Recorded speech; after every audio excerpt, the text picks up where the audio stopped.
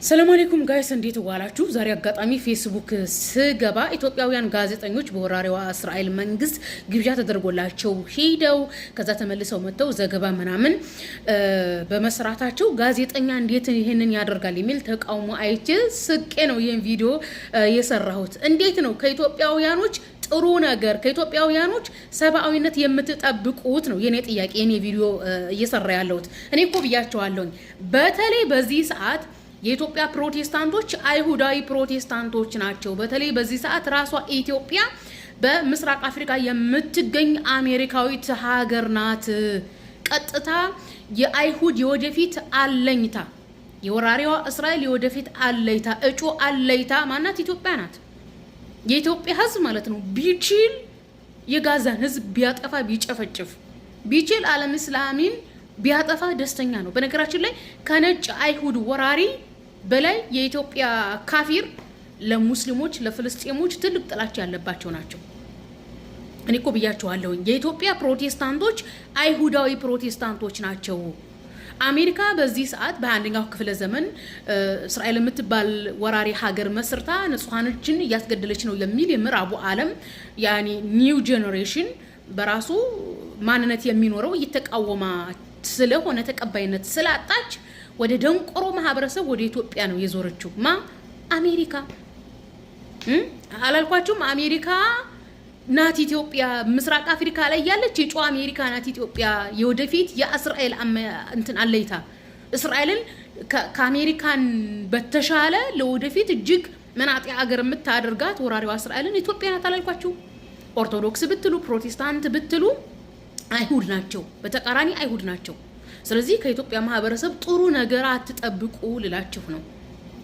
በዙ አጋጣሚ ለፈላሾች መልእክት ማስተላለፍላችሁ ነገር ቢኖርኝ ፈላሾች ከነጫጮቹ አይሁድ ወራሪዎች በላይ ለፍልስጤም ህዝብ ለሙስሊም ትልቅ ጥላቻ ያለባቸው በመጨፍጨፍ በመግደል ፊት ተቀዳሚዎቹ ከጎንደር የሄዱ ፈላሻ አይሁዶች ናቸው። ኢትዮጵያዊ ናችሁ እናንተ ማለት ነው። እናም ላስቀምጥላችሁ የፈለኩት ነጥብ ምንድነው? አሁን ላይ አሜሪካ የምትሏት እናንተም በጉድፈቻ ያሳደገቻችሁ አውሮፓውያኖች ናቸው። ከአውሮፓ አሜሪካ ምድር ሄደው የምድር ባለቤት የሆኑትን 100 ሚሊዮን ህዝብ ጨፍጭፈው ነው አሜሪካ የምትባል ሀገር መሰረትን ያሉት ማለት ነው። ሶ እናንተም በጉድፈቻ የጎንደርን ፈላሻ ሆነም ከዩክሬን ከሆላንድ ከተለያየ አካባቢ ነጫጭ አይሁዶች ናቸው በሚል በጉድፈቻ አሳድገው የጦር መሳሪያ አስታጥቀው ንጹሃንን እንድትጨፈጭፉ ያደረጓችሁ አውሮፓውያን ክርስቲያኖች የመስቀል ጦርነትን ያዘዙት ራሳቸው ናቸው። መካከለኛው ምስራቅ ላይ የሙስሊሙን ዓለም በጦርነት ወረው የራሳቸው ማድረግ የሚፈልጉት ጥቅም ነበር። ያ ነገር አልተሳካላቸውም። ለረጅም ጊዜ ሲዋረዱ በጦርነት ሲሸንፉ ስለኖሩ አውሮፓውያኖቹ እነ ትራምፕ እና አሜሪካ የነዛ የመስቀል ጦረኞች ልጆች ስለሆኑ አያት ቅድመ አያቶቻቸው ያልተሳካላቸውን የመስቀል ጦርነት እናንተን በጉድፈቻ አሳድገው ከዚህ ለቃቅመው ከጎንደር ከሆላንድ ከዩክሬን ለቃቅመው አምጥተው ከሃንጋሪ ለቃቅመው አምጥተው የጦር መሳሪያ አስሸክመው ቅድመ አያቶቻቸው በመስቀል ጦርነት ያላገኙትን ድል በእናንተ እጅ